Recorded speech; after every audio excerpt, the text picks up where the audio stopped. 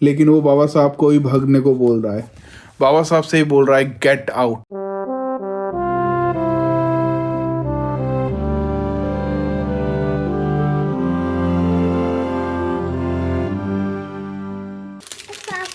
अरे आप कितना खाते हो, आपके दांत सड़ जाएंगे। आपने मंजन किया,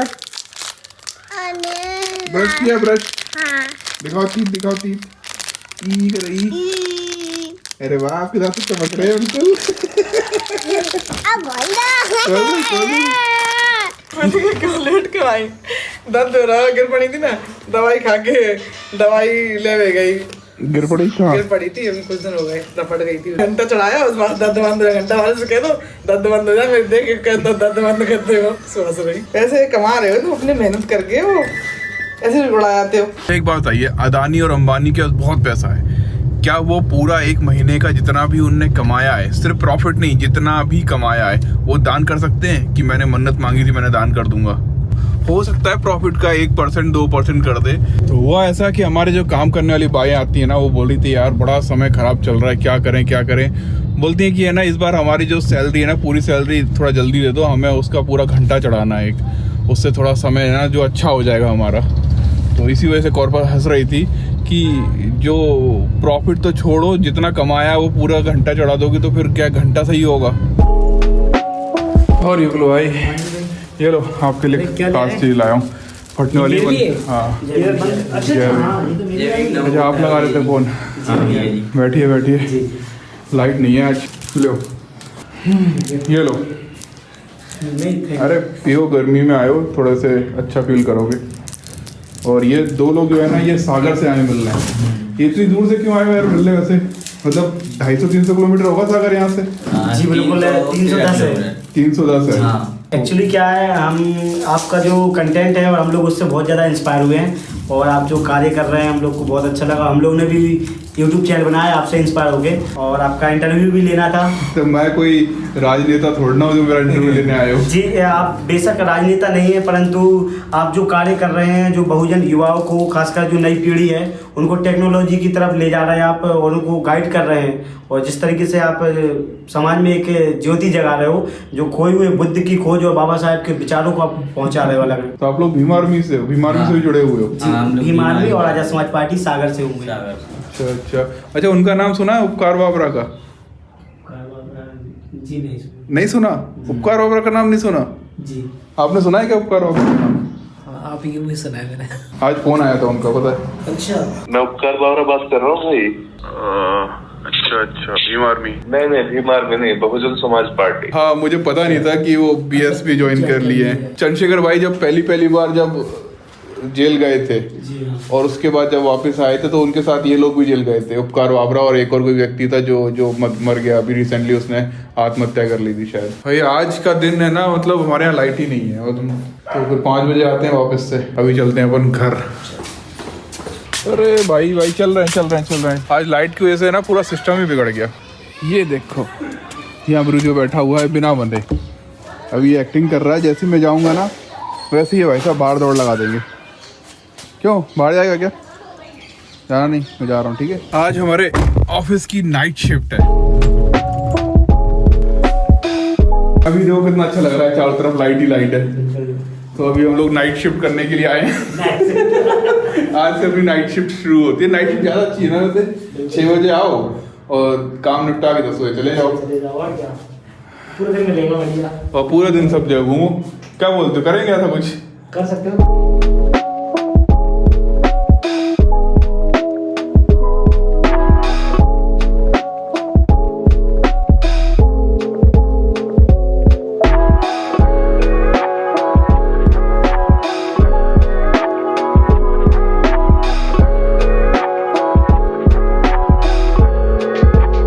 भाई, एक सम्राट ने फोटो भेजा है, चंद्रशेखर भाई अपनी टी शर्ट पहन रहे हैं। अरे वाह वाह। तो चंद्रशेखर भाई जो टी शर्ट पहने हुए हैं ना, वो ये वाली है।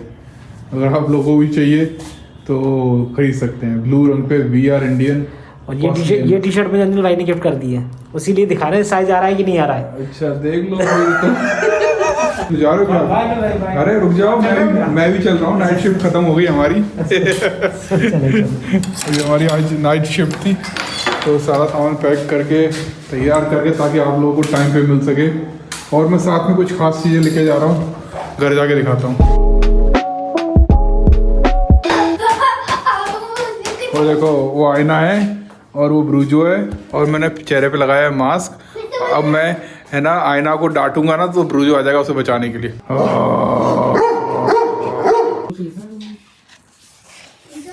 क्या शानदार है यार, यहाँ पे देखो,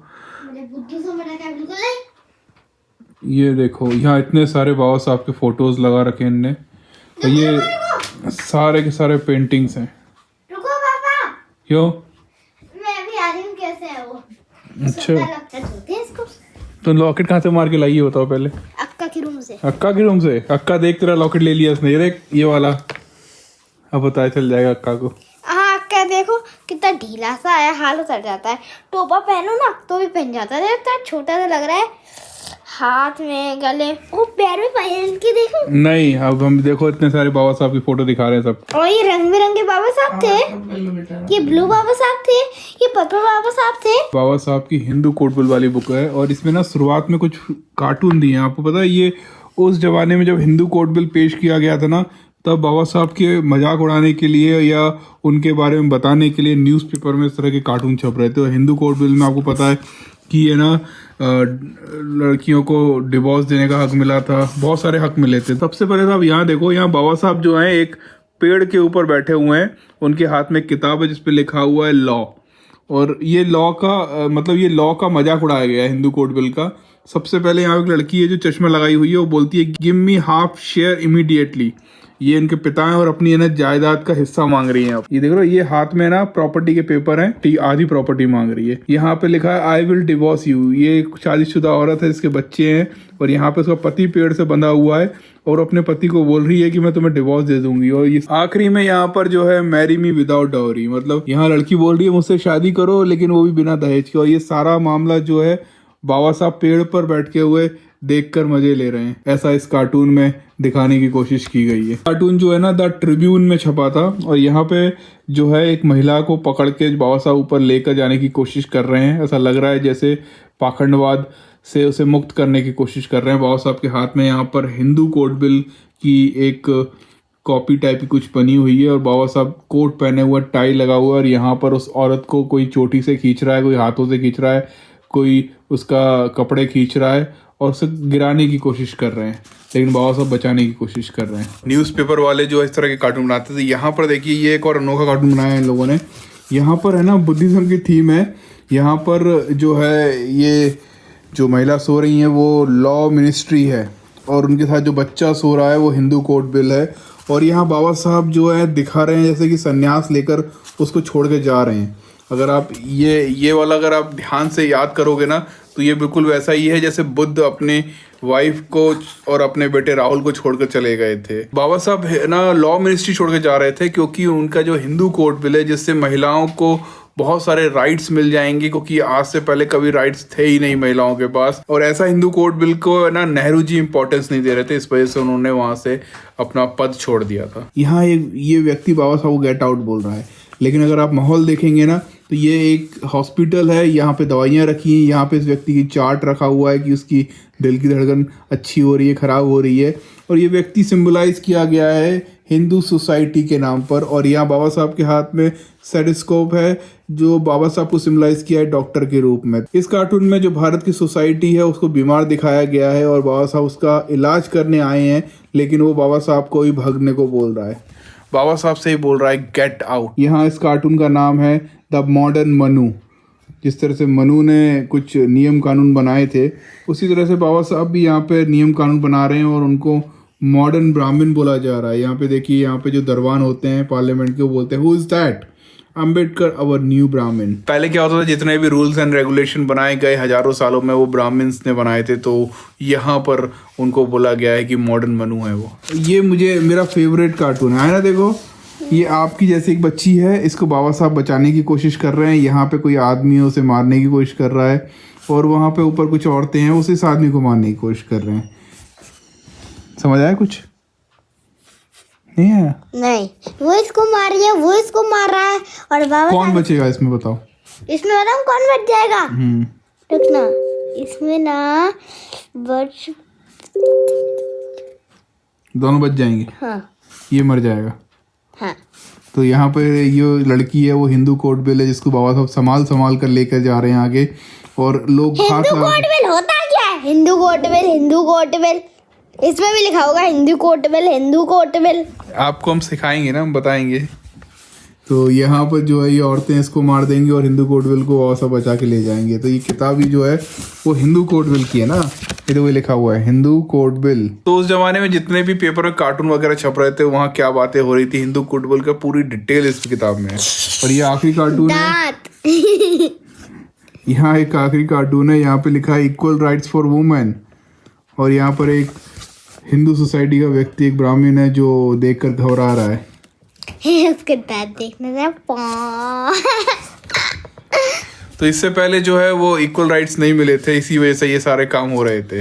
और उसके बाद जो इस किताब में है ना बहुत डिटेल में चीज़ें दिखाई गई हैं। देखिए यहाँ पर है ना पूरा शुरुआत से बताया गया है कि किस तरह से हिंदू कोड बिल अस्तित्व में आया, तो है ना marriage and divorce, adoption, minority guardianship, joint family property, women properties, succession, maintenance, miscellaneous. तो ये इतने सारे जो रूल्स थे ना उसके बारे में इस किताब में डिटेल में दिया हुआ है। और ये पार्ट 1 है, ये दोनों 2 किताबें हैं, पार्ट 1 पार्ट 2। पापा मैं बस ऐसे रहने देना, मुझे गिनना है, ठीक है? छोड़ो, मुझे गिनना है। 1 2 3 4 5